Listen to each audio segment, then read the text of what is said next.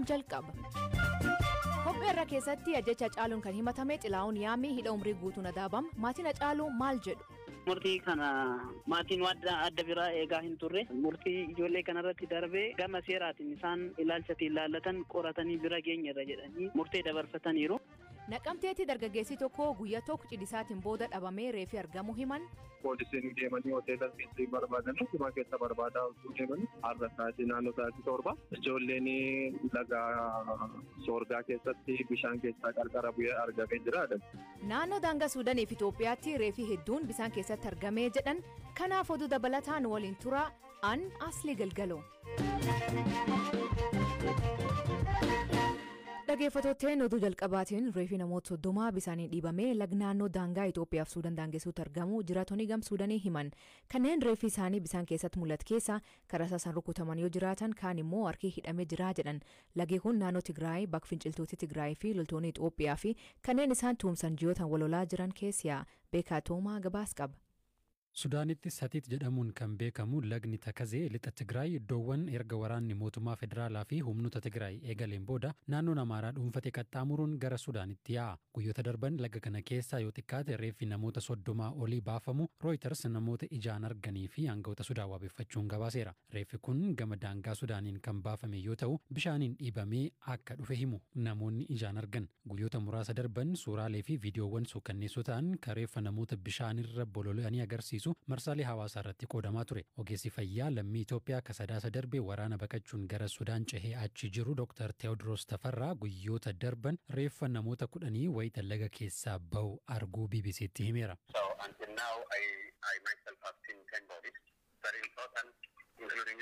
Haga ammaa ani mataan kiyya ganama kana dabalatee reeffi namoota 10 yoo bahu argeera. Walumaa galatti garuu reeffi namoota 28 laga keessaa baafameera. Kana poolisiin Sudaan illee quba qaba. Namoonni reeffi isaanii argame dhiironnis dubartoonnis jiru. Garii isaanii irratti madaa kan rasaasaa fakkaatuu fi kaan irratti ammoo madaa meeshaa qara qabu fakkaatu argeera. Reeffi namoota hedduun harki isaanii duubatti hidhamee jira.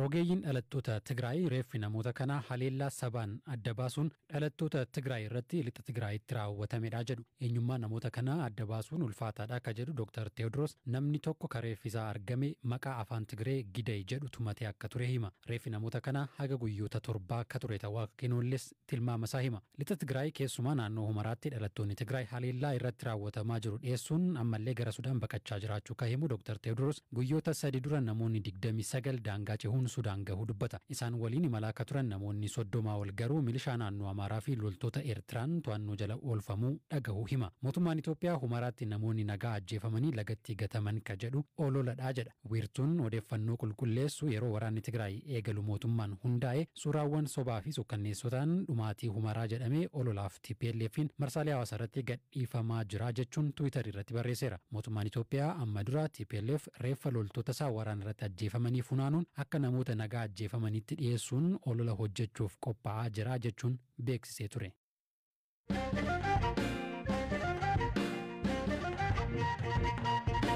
Waggaa tokko ol eegee artist Hacaaluu Hundeessaa ajjeefameen booda manni murtii olaanaa irraa namoota jecha isaatiin himataman irratti adabbii murteesse. Himata tokkoffaa xilahun yamii hidhaan umrii guutuu irratti murtaa'ee jira. Dhaddacharraa kan hordofee waayilkeen maatii olaanaa dabalataan nuuf ibsa. Torban darbeerraa manni murtii olaanaa federaalaa dhaddachi lidataa dhimma ajjeechaa Hacaaluu Hundeessaatiin namoota shakkaman 3 ilaalee ture murtee kennuuf ture torbee darbee haa ta'uti himatamaa tokkoffaa xilahun yamii ganda isaatirraa waa'ee amala isaa kan ibsu xalaa dhiyeeffachuu hin dandeenye kanaaf yeroo itti aanutti dhiyeeffadha ka jedhuun murtii odoon kenniin har'atti beellamamee ture. Manni murtichaas egaa galmee himatamtoota 3 himatamaa tokkoffaa xilahun yamii akkasumas himatamaa lamaffaa kabbadaa gammachuu fi sadaffaa abdii alamaayyoo ilaaleetti kan jiru abukaatoowwan ittisaa fi abbootiin alangaa yaadota adabbii cimsanii fi laaffisan kaasaniiti kan jirani.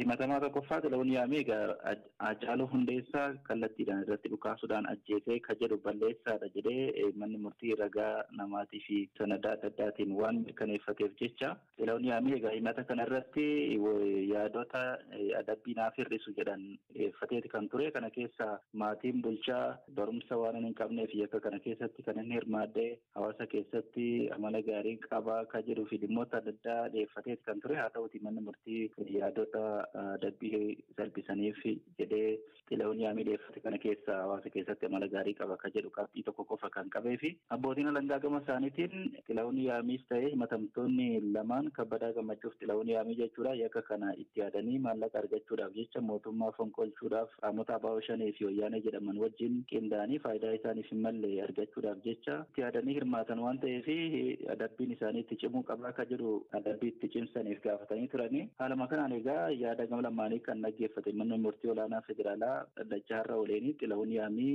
hidhaa cimaa umrii guutuutiin akka adabamu murteesse. Akkasumas ammoo kabbadaa gammachuu himatamaa lammaffaa jechuudha. Shugguxiin Hacaaluu Hundeessaa ittiin ajjeefamillee kan kabbadaa gammachuu kana akka ta'edha har'a mana murtii irratti kan ibsame. Kan dhukaasee ajjeese himatamaa tokkoffaa ta'us shugguxiin Hacaaluu Hundeessaa ittiin ajjeefame garuu kan himatamaa lammaffaati jedhee manni murtii. Kanaaf kabbadaa gammachuu yakka kana keessatti hirmaannaa godheef hidhaa cimaa waggaa 18 kan itti murame. Himatamaa sadaffaan Abdii Alamaayyoo yakka kana keessatti kallattiidhaan hirmaannaa dhabus yakki kun raawwatamuusaa odeeffannoo qabu qaama dhimmi ilaalu odoo hin ibsin hafuu isaatiif jecha innis egaa odeeffannoo otoo kennee jiraate ta'ee balaan ajjeechaa Hacaaluu Hundeessaatiin booda ga'e kun xiqqaachuu malaa kan jedhu manni murtii hidhaa salphaa ji'a ja'aatiin adabee jira. Haa ta'uti egaa adabbiin kun kan lakkaa'amu guyyaa isaan to'annoo poolisii jala oolan irraa qabee waan ta'eef jecha himatamaa sadaffaa Abdii Alamaayyoon yeroo hidhaa isaa xumureetti kan jiru waan ta'eef guyyaa irraa kaasee yoo yakka biraatiin barbaadamaa hin taane akka gadhiifamu jechuudhaan manni murtii olaanaa federaalaa har'a kan murteesse. Maatii himat kan irratti himatamtuun afuraffaa Lamroot Kamaal dubbiin isii maalirra jirti? Manni murtii olaanaa federaalaa ammaan dura yakka kana keessatti hirmaannaa hin qabdu ragaan hirmaachishee agarsiisus waan hin jirreef bilisaan haa gadhiifamtu jedheeti kan ture. Haa ta'uti abbaan alangaa federaalaa dhimma Lamroot Kamaal kana irratti oliyyannoo waan gaafateef jecha dhimmi ishee mana murtii waliigala federaalaatti ilaalamaa jira. Jimaata dhufuus beellama qabdi isheen. Galatoom maatii. Galatoom. Murtee kan hordofee obboleessi Hacaaluu Hundeessaa akka BBC'n dubbifte murteen tun quubsaa hin taane him. Murtii kana maatiin adda biraa eegaa hin turre wanti deemaa turee fi wanti ilaalaa turre waanuma kana meebii yaadata isaanaan miidiyaa keessan faana ji'oota muraasaan dura turtii taasiseen ture. Mucayyoo manni murtii bilisaan gadhiisee abbaan alangaa waliijannutti gaafatee mucayyoon erga mana murtii dhiyaachuudhaaf deemanillee mana murtii dhaqaa hin jiru maatii warreen kaantu dhaqa. Dhaddachas kan hordofaa ture haadha warraa fi obboleessi keenya hangafaa fi kanneen haati manaasaa abbaan ishee fi obbolaa isheetu hordofaa ani tootaalii erga intala sana mana murtii liddataa irraa bilisa jedhanii gadhiisanii oliyyannoodhaan pilaazmaadhaan mucayyoon dhiyaachuu erga jalqabdaan mana murtii dhaqee hin beeku. Kanaaf wannuma eeggamudha. Wannuma eeggamus ta'ee waan adda biraa hin taane anaaf dhimma kana faana walitti dhufeenyaa fi hidhata akka qabdu mucayyoo sanaa fi mucayyoo sana qofa. Ijoollee kana akkaataa seeraan afaan seeraatiin haasa'anii qabanii afaan seeraatiin qoratanii bira geenyarra jedhanii murtii mataa isaanii dabarfataniiru. Haaqni isaa dhiigni isaa kan harka jiru akka maatittis akka namuu hundi akka hubatu ka barbaannu intala bira jira. Haaqni mucaa sanaa intala harka jira. Karaa gama biraatiin murtii ijoollee kanarratti darbee gama seeraatiin isaan ilaalchatti ilaallatan qoratanii bira geenyarra jedhanii murtee dabarfataniiru. Murtii kanarratti otoo isaan yaada kennan gaariidha. Malee ani akka obboleessaatti haaqni isaa ka jiru intala kana bira deemee adeemsi kun gurbaasa himatamaa tokkoffaa kanarratti xumurama jedhee dubbadheera. Murtiin isarratti darbees akkuma argitan kana.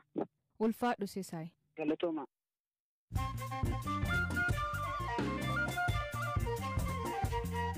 Dhaggeeffattoota namoota gaggabaaboo addunyaa isaanii dhiyeessaa jalqabaanii Naayijeeriyaan talaalii COVID-19 doozii miliyoon 4 mootummaa US irraa argatte. US doozii isaanii miliyoon 80 keessaa doozii miliyoon 25 Afrikaaf qooduu karoorfatte. Naayijeeriyaan kan dhukkubichaan miidhamaa jirtu namoota muraasa qofa talaaltee jedhan. Afgaanistaanitti waraanni biyyattii hidhattoota Taliban irratti tarkaanfii fudhachuu eegaluun dursa jiraatonni magaalaa Lashkargaa keessa akka baqatan waamicha dhiyeesse. UN dhiyootanaa lol magaalicha keessatti hammaateen yoo xiqqaate namoonni nagaa 40 ajjeefamuu ibse. Hidhattoonni Taliban ammaatti magaalicha harka caalan to'achuu himan. Lammiileen keenya atileetonni isaanii atileetiksii Tookkiyoo irratti warqii argachuu dhabuun miidiyaa hawaasaa irratti yaada kennachaa jiran. Namoonni garee fuulduraanii meedaaliiwwan atileetonni keenya kaayyoo biraatii dorgoman argatan akka kennatti fudhannaa jedhan. Keenyan kan waggoota hedduu fi warqii hin dhabin dorgomii kan irratti tokkollee argachuu dadhabde.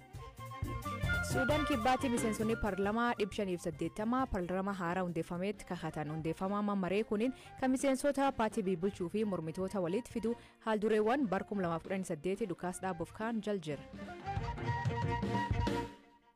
Ogeessi fayyaa Riifaraal Yuunivarsiitii Wallaggaa Gamee Moosisaa kan sanbata dabree sirna gaa'elisa raawwatee har'a du'ee argamu namoota hedduu rifachiisa. Gamee Moosisaa dargaggoon umrii 28 cidha isaa guyyaa tokkoon booda mana ba'ee haroo soorgaa kan magaalaa Naqamtee keessatti argamu qarqara reeffisaa argamu himan. Beekaa Tooma Buleessisaa Caalaa Inkoosaa bilbilaan dubbise. Ani gammeen akkuma aadaatti yeroo qabatee waldaatti qaxaroo qabatee beellamatee irratti kadhachifate mufii tokko malee gadda tokko malee kan inni sargisaa gaggeeffachuu fi ji'a lama jedhee wajjin haasa'utti kaane irratti mari'annee wajjin qopheessutti kaane ani kanan jiraatu naannoo Burraayyuudha.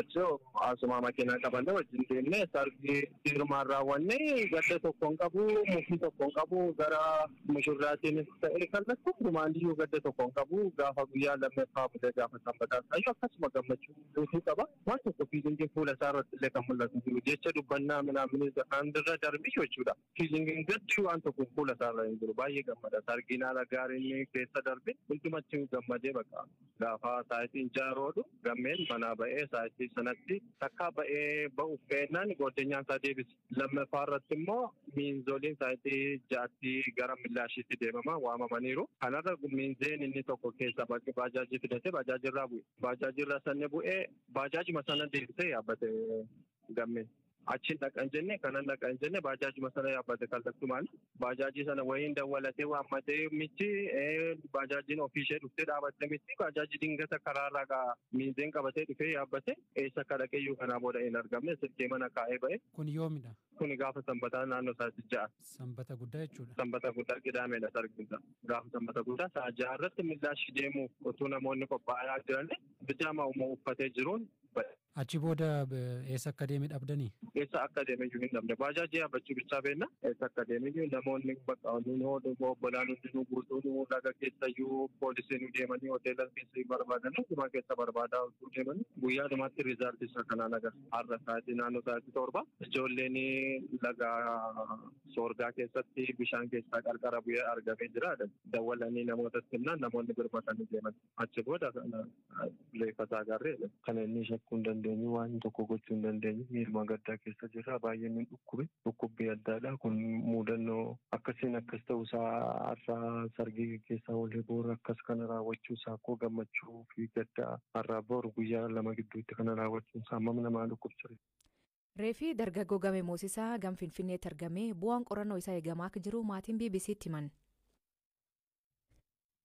Dhaggeeffattoonni oduu dabalataan itaanan pireezidantii Keenyaa Wiiliyaam Ruutoo kalee Yuugaandaa deemuuf Keenya bahuu dhowwan. Ruutoon kan hojii dhuunfaa fi Yuugaandaa deemuu barbaade haga mootummaa irraa eeyyama argatuutti deemuu hin dandeettu jechuun haaf. Eegii dhorkameen duuba Ruutoon rakkoon hin jirtu waaqa dhiisee jedhee Tiwiitarii isaa irraa barreesse. Olimpikii Tookiyoo deemaa jiruun kan dorgomaa turte atileetiin Beelaruus biyyatti deebi'uu diduun viizaan kennameef atileetiin tun sababa leenjiftoota isii qeeqxee fi Olimpikii Tookiyoo irratti gar biyyaatti akka balaaliftuu itti murtaa'ee fudhachuu dida. Dubartiin umrii 24 tun nagaa kiyyaaf sodaadhaa jettee hafte.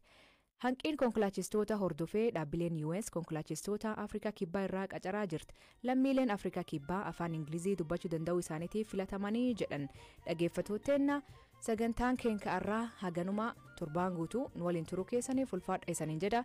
Mammaasii galgal kana dubbii soddaa sadii obsanii sadii gorsan hiikan isa isaan biraatti maanii koomentii keessan nu beeksisa. Sagantaa kan qophees Beekaa Toomaa gam teeknikaatiin Deevis Masaaru keessaniif dhiyees an asli galgalooti agborii isaatti akkana nagaa akee bulaa oraa bulaa deebanaa hangafamaan dhan bulaa.